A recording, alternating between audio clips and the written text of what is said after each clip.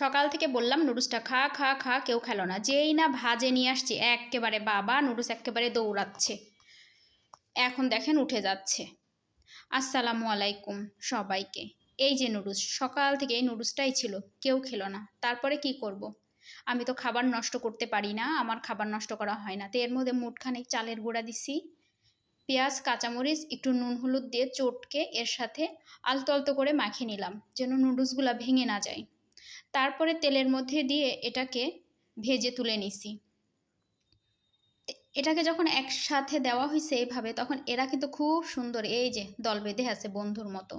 তো বন্ধুদেরকে চাপাচাপি করা লাগবে না, যখন অপর পাশটা ভাজা হয়ে যাবে এরা একে একেই দল ছেড়ে দিবে।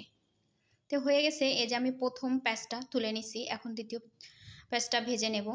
তো এই যে ঠিক আগের মতোই আমি দিয়ে দ্বিতীয়টাও ভেজে নিলাম। আমার ভাজা শেষ। এই হচ্ছে আমার নুডলসের বড়া।